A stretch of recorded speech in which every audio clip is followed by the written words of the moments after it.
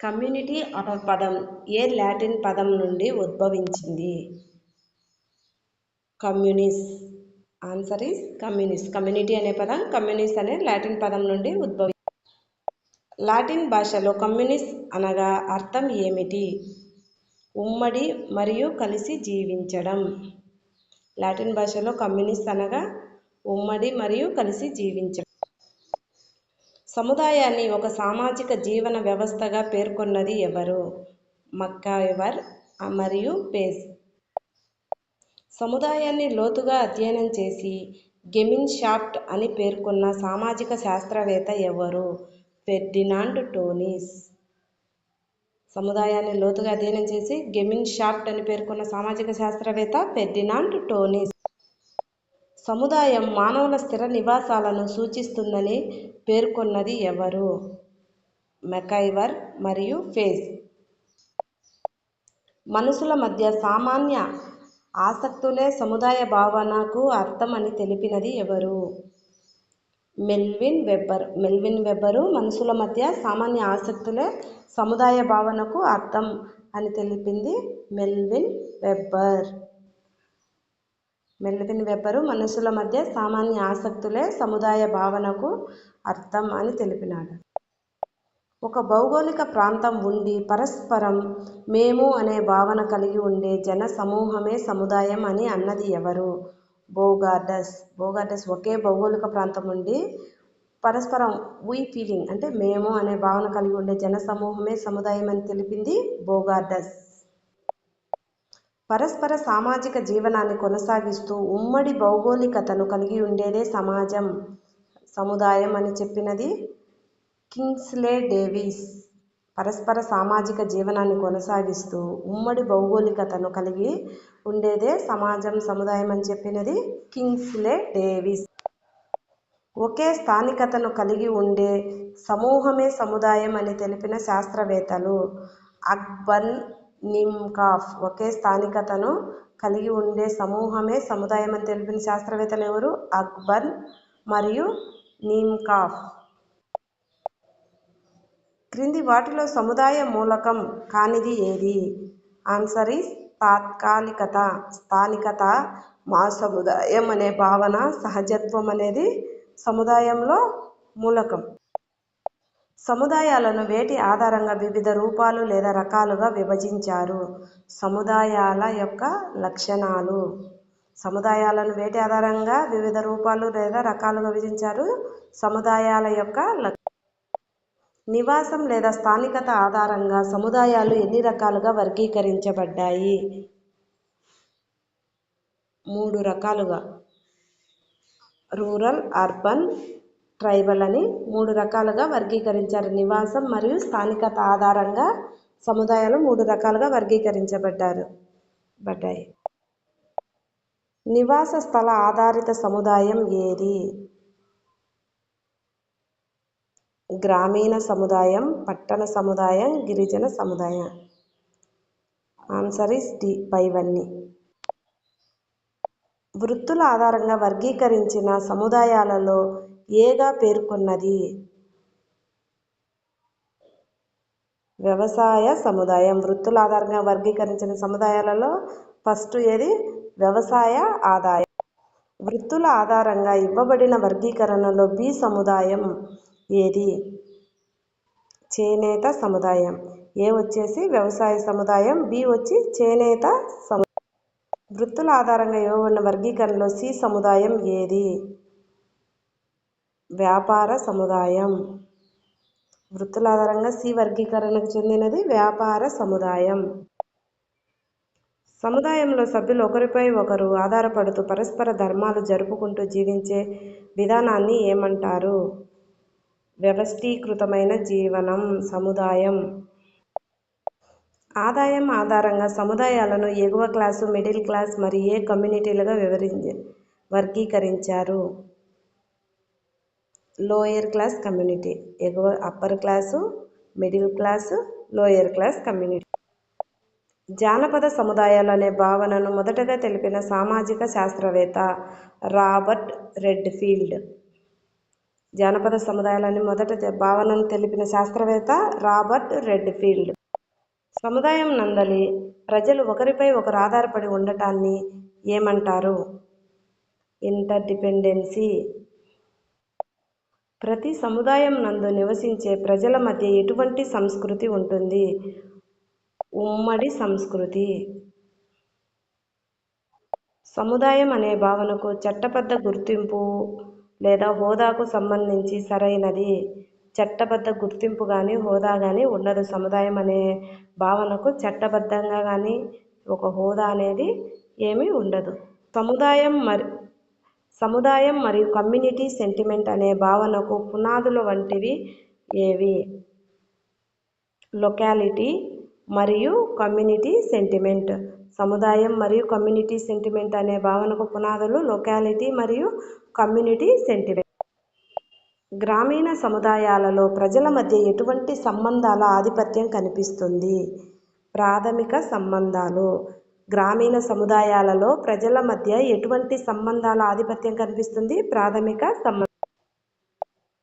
గ్రామీణ సముదాయాలలో సామాజిక మరియు సాంస్కృతిక పరంగా ఏమి కనిపిస్తుంది? ఏకరూపత మరియు సాదృశ్యత. గ్రామీణ సముదాయాలలో సామాజిక మరియు సాంస్కృతిక పరంగా ఏం కనిపిస్తుంది? ఏకరూపత లేదా సాదృశ్యత. గ్రామీణ సముదాయాల ఆహార వినియోగంలో తలసరి శక్తి ఎన్ని కిలో క్యాలరీల కంటే ఎక్కువ ఉంటుంది? 2400 కిలో క్యాలరీల 2400 కిలో క్యాలరీల కంటే ఎక్కువ. ఎక్కడ గ్రామీణ సముదాయాల్లో ఆహార వినియోగంలో తలసరి శక్తి ఎంత ఉంటుంది? 2400 కిలో క్యాలరీల కంటే ఎక్కువ ఉంటుంది. గ్రామీణ సముదాయాలలో సామాజిక గతిశీలత ఎట్లా ఉంటుంది? అల్ప సామాజిక గతిశీలత. గ్రామీణ సముదాయాలలో సామాజిక గతిశీలత ఎలా ఉంటుంది? అల్ప సామాజిక గతిశీలత. గ్రామీణ సముదాయాలలో జీవనోపాధికి ప్రధాన ఆధారమైన ప్రాథమిక రంగం ఏది? గ్రామీణ సముదాయాలలో జీవనోపాధికి ప్రధాన ఆధారమైన ప్రధాన రంగం ఏది? వ్యవసాయ లేదా వ్యవసాయ ఆధారిత రంగాల ద్వారా గ్రామీణ ప్రజలు ఎక్కువ దేనిపైన ఆధారపడి జీవనోపాధి ఉంటుంది? వ్యవసాయం మరియు వ్యవసాయ ఆధారిత రంగాలు.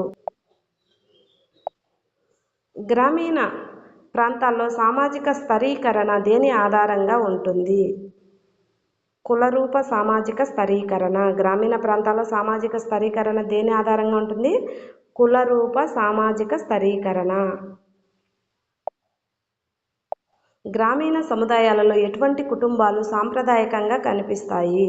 సాంప్రదాయ ఉమ్మడి కుటుంబాలు. సాంప్రదాయ ఉమ్మడి కుటుంబాలు గ్రామీణ సముదాయాలలో సాంప్రదాయకంగా కనిపిస్తాయి. గ్రామీణ సముదాయాలలో ప్రజల మధ్య ఎటువంటి సంబంధాలు ఉంటాయి? ముఖాముఖి సంబంధాలు. గ్రామీణ సముదాయాలలో ప్రజలు ముఖాముఖి సంబంధాలు కలిగి ఉంటారు. సముదాయం నందు జనాభా మరియు జనసాంద్రతకు సంబంధించి క్రింద పేర్కొన్న వాటిలో సరైన నిబంధన ఏది? జనాభా 5000 కంటే తక్కువ మరియు జనసాంద్రత చదరపు కిలోమీటరుకు 300 కంటే తక్కువగా ఉండాలి. గ్రామీణ సముదాయం నందు జనాభా మరియు జనసాంద్రత ఎంత ఉంటుంది? జనాభా వచ్చి 5000 కంటే తక్కువ మరియు జనసాంద్రత చదరపు కిలోమీటరుకు 300 కంటే తక్కువ ఉండాలి. పట్టణ సముదాయంలో జనాభా మరియు జనసాంద్రత ఏ విధంగా ఉండాలి? జనాభా 5000 కంటే ఎక్కువ, జనసాంద్రత చదరపు కిలోమీటరుకు 300 కంటే ఎక్కువ ఉంటుంది. పట్టణ ప్రాంతాలలో ఒక రోజుకు తలసరి శక్తి వినియోగం ఎన్ని కిలో క్యాలరీల కంటే తక్కువ ఉంటుంది? 2200 కిలో క్యాలరీలు. పట్టణ ప్రాంతాలలో 2200 కిలో క్యాలరీల కంటే తక్కువ ఉంటుంది. పట్టణ సముదాయంలో ప్రజల మధ్య ఎటువంటి సంబంధాలు ప్రధానంగా ఉంటాయి? ద్వితీయ సంబంధాలు. పట్టణ ప్రాంతాలలో పట్టణ సముదాయాలలో ప్రజల మధ్య ద్వితీయ సంబంధాలు. పట్టణ సమాజంలో సామాజిక గతిశీలత ఏ విధంగా ఉంటుంది?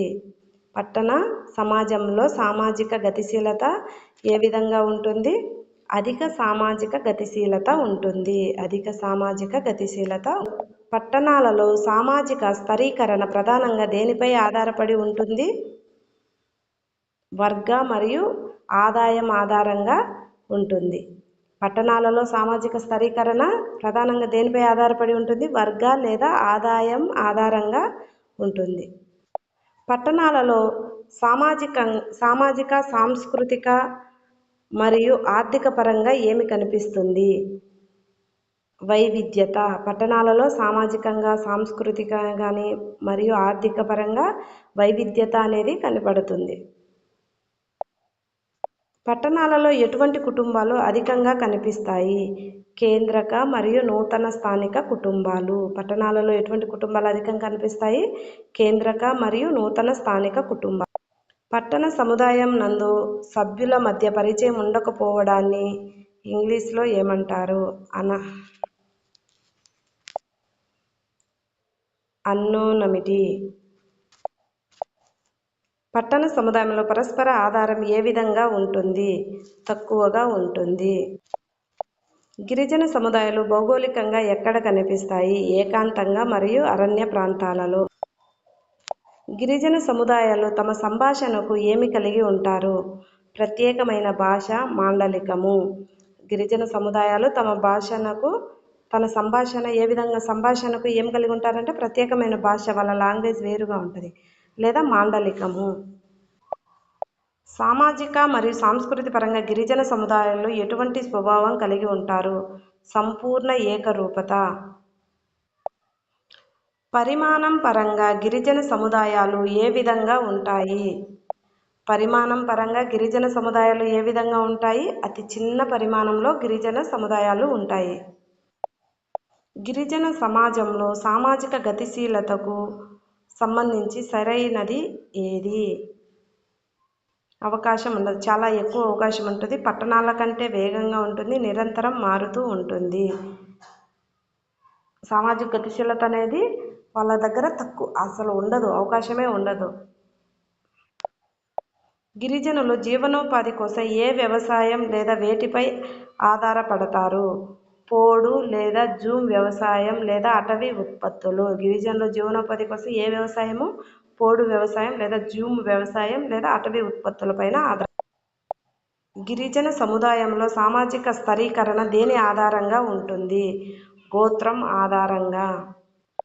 గిరిజన సమాజంలో ఎటువంటి సామాజిక నియంత్రణ ఉంటుంది? అనియత సామాజిక నియంత్రణ. గిరిజన సమాజంలో ఎటువంటి సామాజిక నియంత్రణ ఉంటుంది? అనియత సామాజిక నియంత్రణ. Principles of rural and urban society అనే గ్రంథాన్ని రచించిన శాస్త్రవేత్త? Zimmerman and Sorokin. Principle of rural and urban society అనే గ్రంథాన్ని రచించిన శాస్త్రవేత్తలు జిమ్మర్మాన్ అండ్ సోరోకిన్. జిమ్మర్మాన్, సోరోకిన్ల ప్రకారం గ్రామీణ నగర సమాజాలకు మధ్య ఎన్ని రంగాలలో తేడాలు ఉంటాయి? 5 రంగాలలో. జిమ్మర్మాన్, సోరోకిన్ల ప్రకారం గ్రామీణ నగర సమాజాలకు మధ్య ఎన్ని రంగాలలో తేడా ఉంటాయి? 5 రంగాలలో.